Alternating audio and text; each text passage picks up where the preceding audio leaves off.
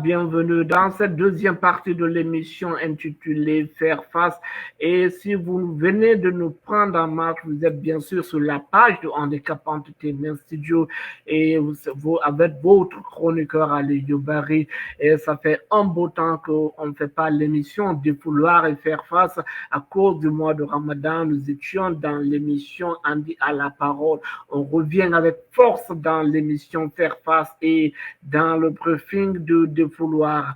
Si vous venez de nous prendre encore une fois, vous êtes sur la page de Handicap Entertainment Studio. N'hésitez pas de laisser des commentaires, n'hésitez pas de partager dans d'autres groupes, n'hésitez pas de partager avec vos amis, vos ennemis. Donc aujourd'hui, nous avons un sujet qui est très pertinent car ça part de la femme et plus précisément, ça part de la femme porteuse d'handicap.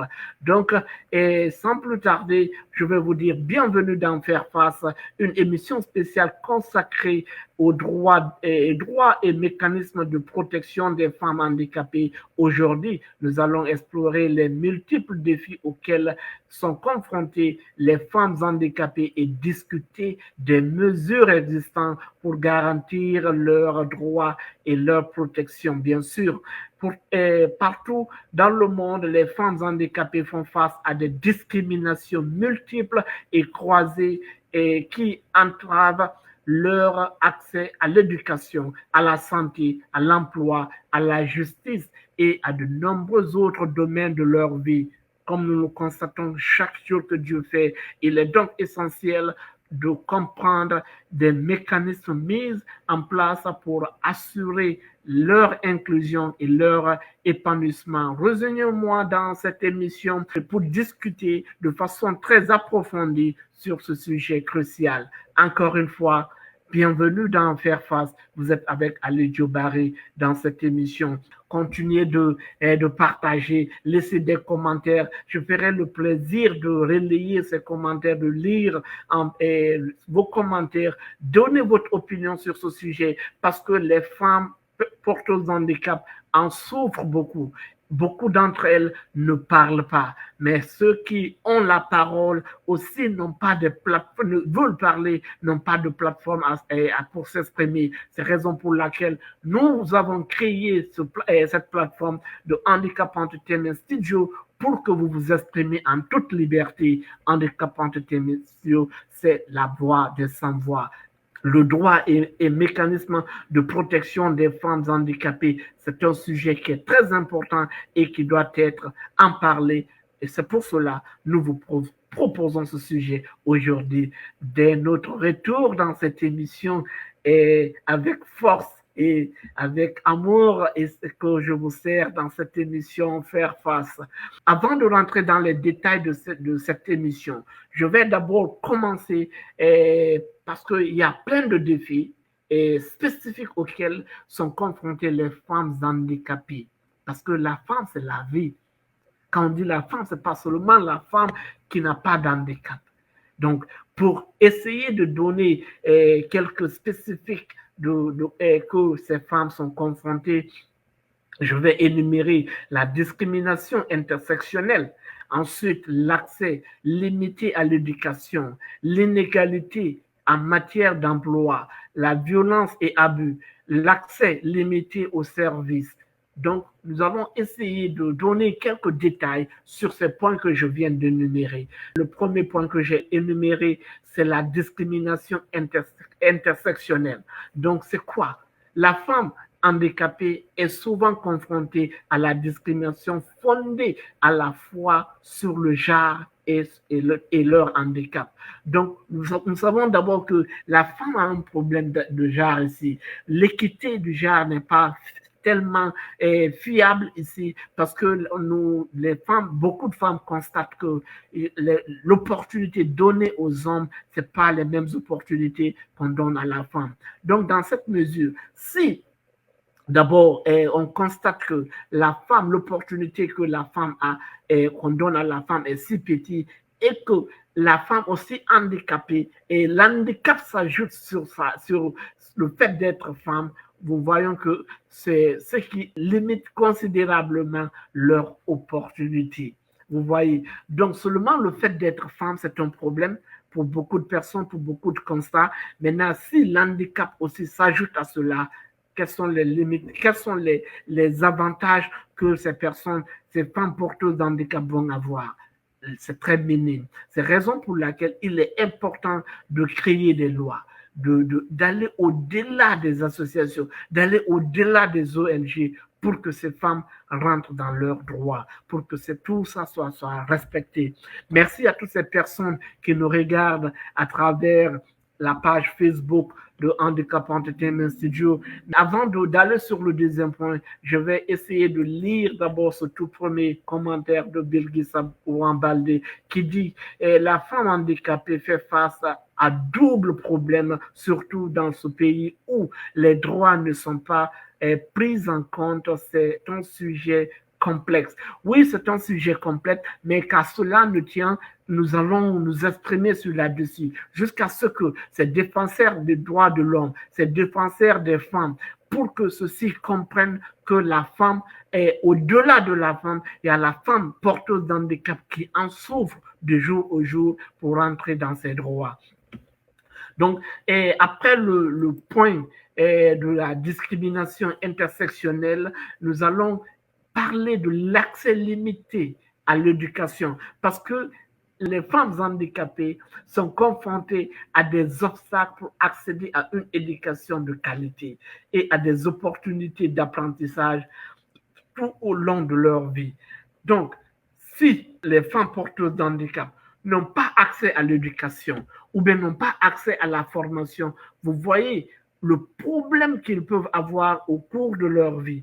Parce que et d'autres diront que, mais il y a plein d'écoles. Oui, il y a plein d'écoles. Mais est-ce que c'est les mêmes opportunités? Est-ce que l'accessibilité pour cette femme porteuse d'handicap est si facile que pour les autres femmes qui ne sont pas porteuses d'handicap? C'est la question qu'on doit se poser. Il y a combien d'écoles privées qui ont l'accessibilité facile? Il y a combien d'écoles publiques qui ont l'accessibilité facile? On le compte au bout des doigts. Si cela n'est pas considéré, si les centres, il n'y a pas de centre de formation pour les femmes porteuses d'handicap, ils vont souffrir durant toute leur vie. Ce serait un problème pour eux d'accéder, d'avoir d'éducation de qualité, d'avoir de formation de qualité. Et leur épanouissement, ce serait un problème. Ce serait un problème. Donc, beaucoup penseront que la femme handicapée, elle est paresseuse, elle veut faire la mendicité, elle veut se vendre ou bien elle veut faire la prostitution ou autre. Mais ce n'est pas vrai. Ce n'est pas du tout vrai. Parce que si elle n'a pas l'opportunité, si elle n'a pas la même chance que l'autre femme qui n'a pas un handicap, si elle n'a pas la même chance que les autres personnes sur le plan de l'éducation, sur le plan de la formation, qu'est-ce que voulez-vous qu'elle fasse? C'est un problème qui est là. Merci à Bintaba qui nous suit quelque part dans le monde. Merci à Bilgis. Continuez de partager. Dès que vous venez sur le live, partagez. Donnons la chance à d'autres personnes de regarder le live et exprimez-vous dans les commentaires. Je vais lire vos commentaires avec toute liberté, Inch'Allah. Partagez dans les groupes, partagez sur vos pages, partagez sur vos comptes et envoyez dans vos inbox pour que les gens comprennent que la femme porteuse d'handicap a besoin d'aide. Elle doit rentrer dans ses droits pour que les mêmes opportunités d'éducation que les autres femmes, qu'elle ait les mêmes opportunités d'éducation que les autres hommes, que tout le monde, parce que on est tous devant la loi, nous sommes égaux devant la loi et devant aux yeux de Dieu. Donc, ne défavorisons pas certaines personnes, ne défavorisons pas une couche spécifique, surtout la femme porteuse d'handicap, parce qu'il y a deux handicaps qui est en jeu, être femme et avoir l'handicap. Donc, cela nous envoie dans notre troisième élément qui dit l'inégalité en matière d'emploi. Donc, les femmes handicapées sont confrontées à des difficultés supplémentaires pour trouver un emploi décent et épanouissant, souvent en raison de préjugés et de stéréotypes sociaux.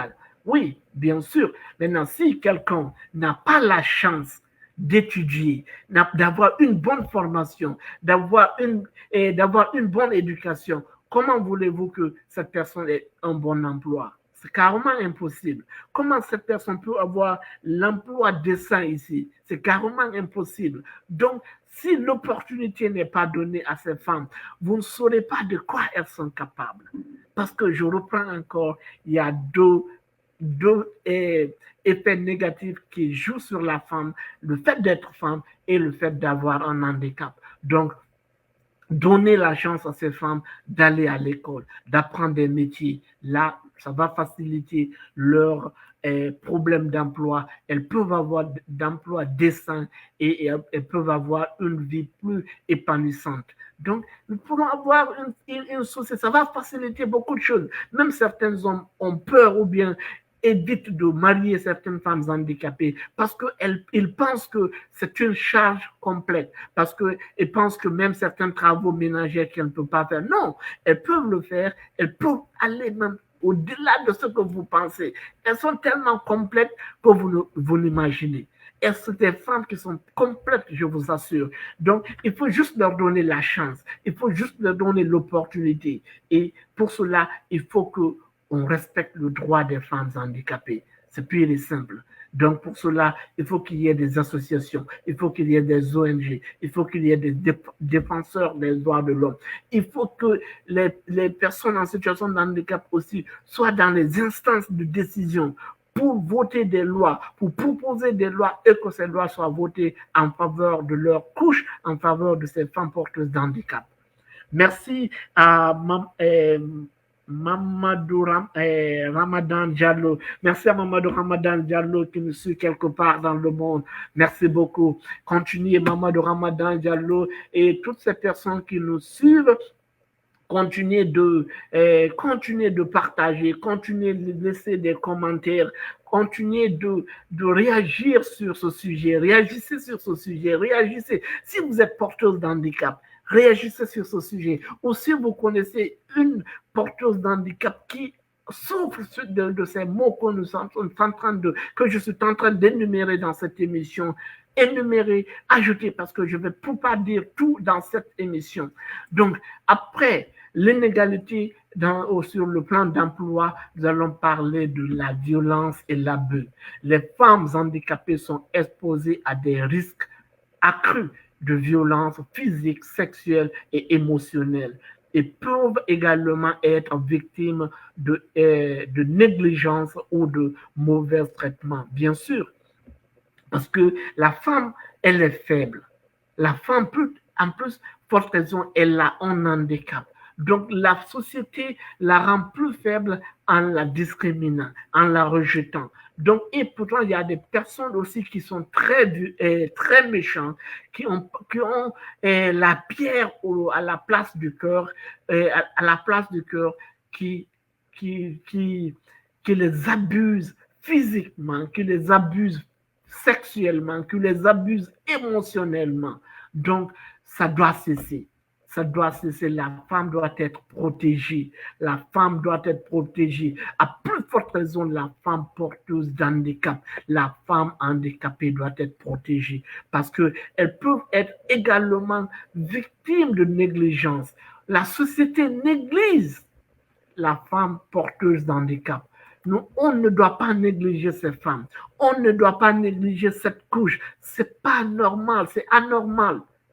Il faut qu'il y ait des lois, il faut qu'il y ait des sensibilisations pour faire comprendre à la société. Il nous faut l'inclusion. L'inclusion est obligatoire pour avoir une société plus ou moins bonne, une société plus ou moins parfaite. Mais s'il n'y a pas l'inclusion, mais en rejetant ces femmes porteuses d'handicap, en ne leur donnant pas l'accès à l'éducation, l'accès à la formation, l'accès à la santé, l'accès à l'emploi décent, ça serait difficile. Donc, il faut qu'il y ait l'inclusion pour faciliter tout cela. Sans l'inclusion, la femme porteuse d'handicap ne pourra pas être complètement fière d'elle-même. Elle ne pourra pas donner ce qu'elle veut donner à la société. Donc, pour qu'elle donne ses qualités, ses capacités et tout amour qu'elle a dans le cœur, il faut qu'on donne la chance à cette femme porteuse d'handicap. Donc, c'est important. Donc, accès encore limitée aux services de santé. Je l'ai mentionné à l'entame. Les femmes handicapées peuvent faire face à des obstacles pour accéder aux soins de santé appropriés, tels que les examens médicaux réguliers ou des traitements spécifiques à leurs besoins. Donc, si ces centres de santé ou bien si ces cliniques n'ont pas l'accessibilité facile, comment voulez-vous que ces femmes soient satisfaites dans ces hôpitaux? Parce que au-delà de l'handicap, si elles ne sont pas suivies régulièrement, elles peuvent avoir d'autres problèmes sanitaires. Et ces problèmes sanitaires aussi peuvent aggraver leur handicap. Vous voyez? Donc, c'est la raison pour laquelle on doit réellement aider et soutenir la femme porteuse d'handicap. Vous voyez? On doit aider aider et soutenir la femme porteuse d'handicap afin qu'elle soit plus respectée, qu'elle soit respectée, qu'on respecte ses droits, qu'on la donne tout ce qu'elle a comme droit. C'est très important. C'est très important parce que sans cela, on ne pourra pas avoir une société inclusive.